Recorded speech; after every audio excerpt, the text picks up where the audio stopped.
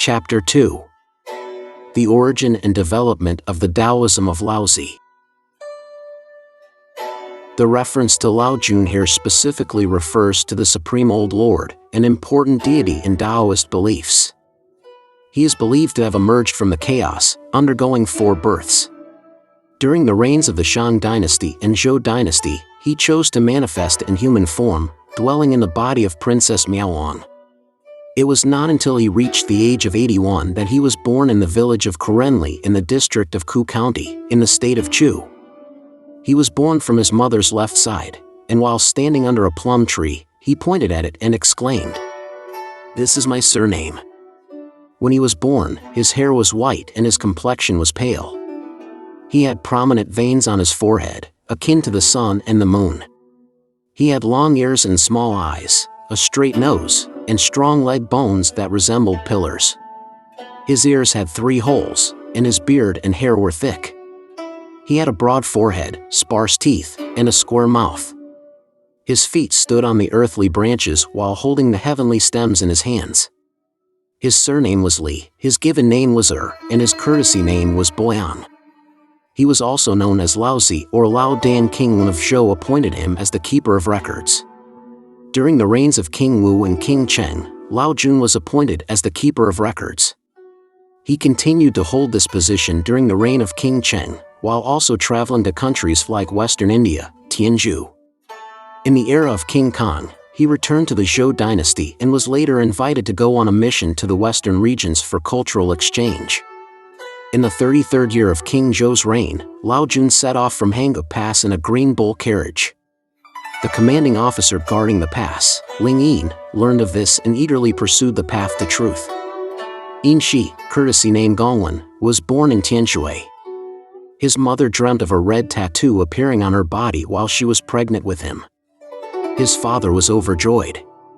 At the time of his birth, the house was suddenly filled with scenes of blooming lotus flowers. As Yin Shi grew up, there was a white radiance in his eyes, and his body was calm and steady. His hair grew long and reached below his shoulders, making him appear like a celestial being. Yin Shi, at a young age, had a strong passion for learning and excelled in astronomy. During the reign of King Kong of Zhou, he held the position of a doctor. While observing the celestial phenomena, he noticed a purple aura connecting in the eastern direction, which indicated the arrival of a sage passing through Xiangzi Pass on their way to the west. He made a request to the authorities to be appointed as the commanding officer of Xiangzi Pass. In advance, he informed the gatekeeper, Sun Jing, saying, "If someone with an unusual appearance, riding in unique vehicles, and wearing peculiar clothing passes through the gate, and if any unusual situations arise, please pay attention and track them closely." In the 33rd year of King Zhou's reign, on the 12th day of the 7th month in the Jiazi cycle, just as predicted, Lao Jun indeed arrived in a white carriage driven by a green ox, with Su Jia as his attendant, intending to pass through the gate. The gate officials came in and reported this to Yin Shi. He exclaimed, "Today, I will finally meet the sage!"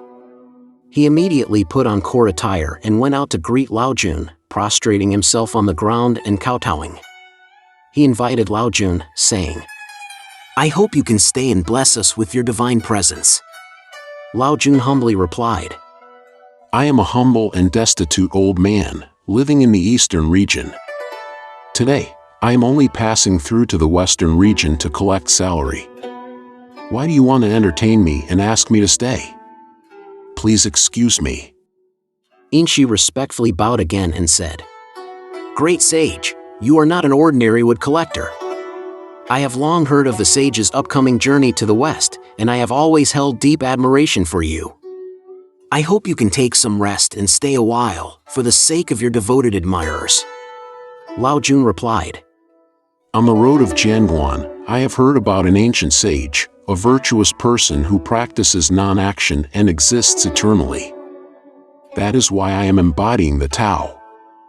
So, why would you want to detain me as I pass through the gate?"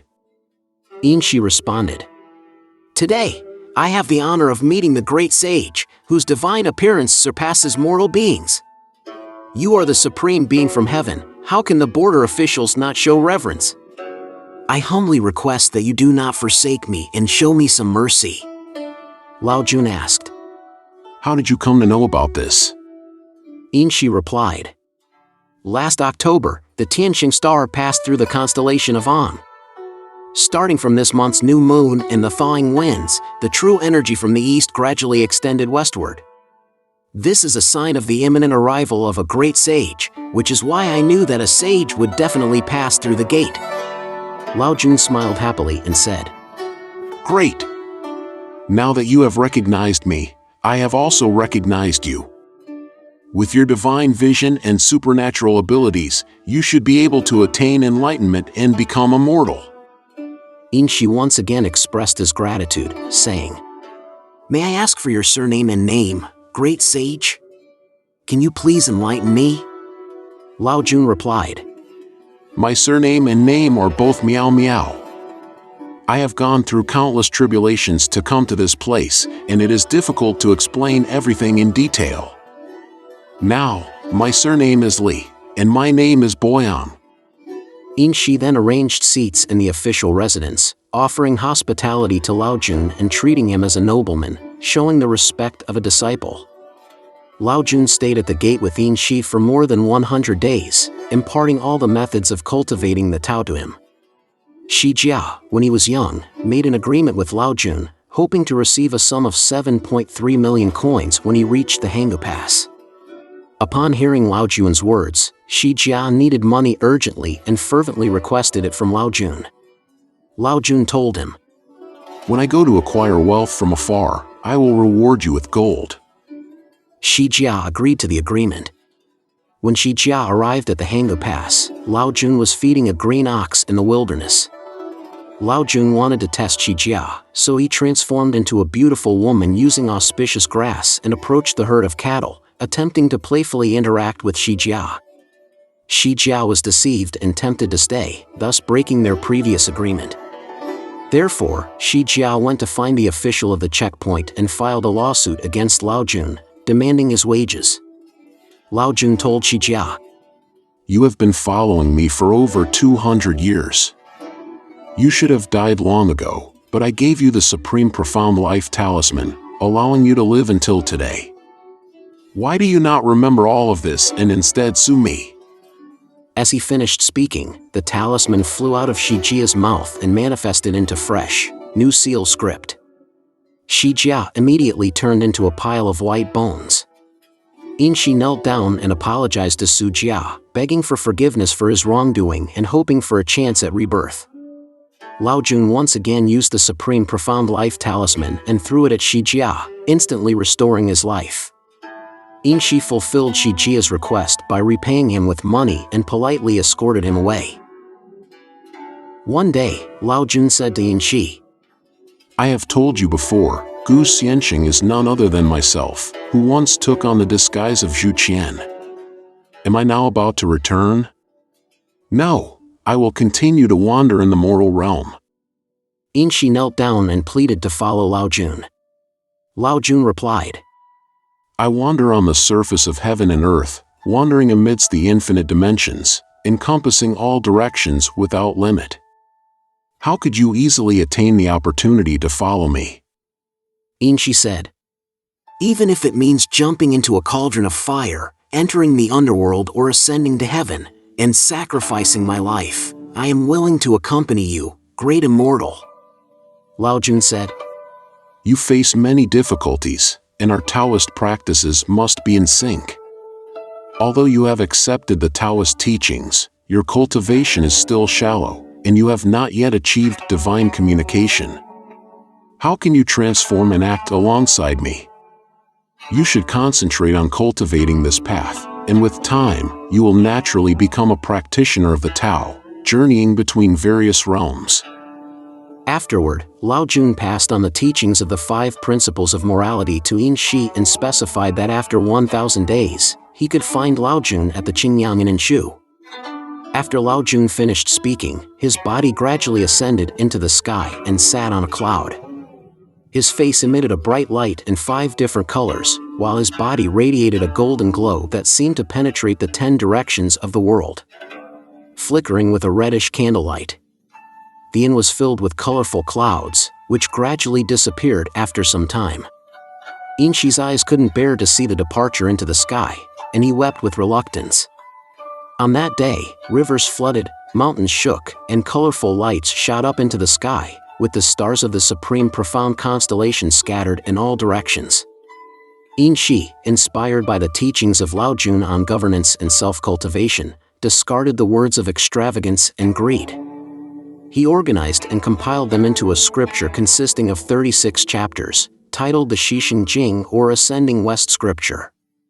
Yinshi, as a result, distanced himself from the secular world and dedicated 3 years to focused practice of alchemy. He attained the pinnacle in his knowledge of the books he had received. He also composed 9 books of his own, titled Guanyin. After 25 years, he ventured to the western Shu region in search of the Qingyang Yin.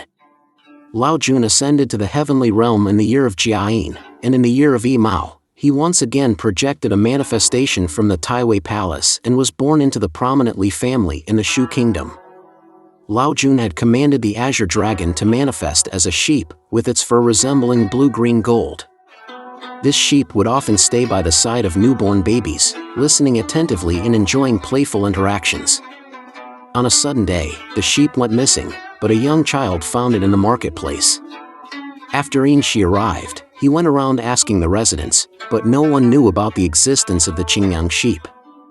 Upon seeing the young child holding the sheep, Yinshi muttered to himself, "Since there is a Qingyang sheep, and it is here in the marketplace, could it be that what the sage master spoke of is referring to this?" Yinshi asked, "Whose sheep is this? Where are you taking it?" The young child replied, "It belongs to my family. We recently had a baby, and the child likes to play with this sheep.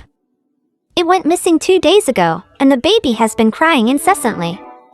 Now that we have found it, we want to take it back home." Yinshi immediately instructed, "Please tell the child's father that Yinshi has arrived." The young child followed Yinshi's instructions and relayed the message to the child. The child immediately stood up and said, "Please come in, Yinshi." Yinshi entered their home, and suddenly the courtyard became grand, with a lotus flower emerging and growing tall. Yinshi witnessed Lao Jun transforming into a majestic figure several zhangs tall, with a radiant and luminous body, a shining halo above his head, wearing a 7-jeweled crown, dressed in morning dew garments, and adorned with a 9-colored silk robe. Lao Jun sat upon the lotus flower. The whole family was astonished at the sight. The child said, "I am Lao Jun. Taiwei is his abode, Zhini is his true essence, Taihe is his spirit, and Yaupa is his manifestation. The host and the guest are harmoniously connected. Why should we feel surprised?"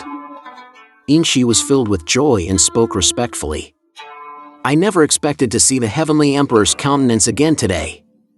Lao Jun replied, "I have been waiting for you because you haven't been cultivating in the mortal realm for long. I have deep affection for you. When you first started learning the scriptures, you were not yet successful, so I waited here for you. Now, you maintain your physical form while cultivating your qi. You have created marvelous techniques, gained profound insights into the highest mysteries, and radiate the light of divinity on your face. Your name is recorded in the mysterious garden, and your destiny is tied to the purple chamber. Your breath is connected to the Taiji, transcending the physical form and merging with reality.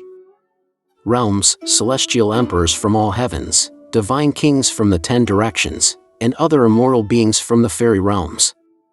In an instant, everyone flew through the void, holding fragrant flowers, and bowed their heads, waiting for further instructions. Lao Jun commanded the 5 elders to go to the marketplace, while the 4 guardians would oversee the true immortals. Lao Jun presented Yinshi with a jade scroll, which was filled with official decrees and appointments. It proclaimed Yinshi as the esteemed master of origin, holding the highest position of supreme immortal above the 24 heavenly realms. Yinshi was entrusted with the governance of 80,000 true immortals, soaring through the void and attending to the dragon's carriage. Yinshi's family, including elders and children, numbering over 20 people, immediately ascended to the heavenly realm. In the 16th year of King Jing's reign, Confucius sought guidance from Laozi on the Tao. Laozi said, "An outstanding merchant hides himself as profoundly as emptiness, possessing great virtue, yet appearing foolish in appearance." Confucius sighed and said, I know birds can fly and fish can swim, but when a dragon soars amidst the wind and clouds, I do not know its true greatness and nobility. Laozi, is he akin to a dragon? In the 3rd year of King Li's reign, he traveled to the state of Qin to seek knowledge of the Baxian calendar calculations. At some point, one of the 8 immortals left Sangwon and departed. In the 9th year of King Nan's reign, this person reappeared at Sangwon and then ascended to Kunlun. In the Qin dynasty, he descended by the riverside of Shanha and was known as Heshengong, imparting Taoist knowledge to Un Shishen. During the reign of Emperor Wen in the Han dynasty, he was referred to as Xiangzi. Emperor Wen had a great interest in the Taoism of Laojun, Laozi, and sent someone to convey inquiries to Xiangzi. However, Xiangzi replied, "The nobility and morality in Taoism are highly cherished and cannot be obtained through distant inquiries." Emperor Wen responded, The land of the world belongs to the king, the borders of the land are where the king's subjects reside. There are 4 major powers in the world, and the emperor is one amongst them. Although you possess the wisdom of Taoism, you are still my subject. Why do you not submit and instead claim a lofty position? I have the ability to make people poor or wealthy, did you know that? Xiangzi calmly clasped his hands together and floated in the air, suspended in the void like a carriage on clouds. He levitated to a height of approximately 100 feet above the ground and then came to a halt in the realm of Xianxi, the mysterious void. After a moment, Xiangzi bowed and replied, "Your Majesty does not reside in the heavens, nor is he a human being. He does not dwell on the earth, so how can there be any subjects? Your Highness, how can you make people wealthy or poor?" The emperor, at this moment, suddenly realized that Xiangzi was a divine being rather than an ordinary person. He got down from his carriage and respectfully bowed to Xiangzi in gratitude. Xiangzi then imparted the teachings of the Tao Te Ching to the emperor. During the reign of Emperor Cheng, Laozi descended to Tsuyan Spring and bestowed the true records of the world upon Ji.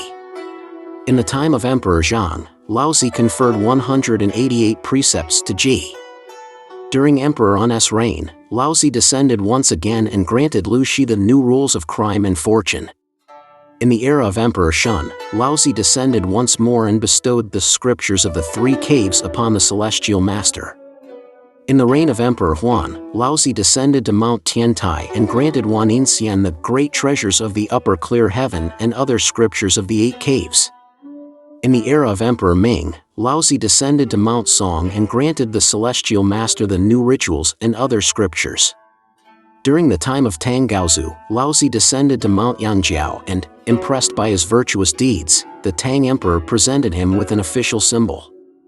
In the early years of Emperor Xuanzong's Tianbao era, Laozi descended to Danfeng Gate, where the emperor personally enjoyed Laozi's teachings and received guidance.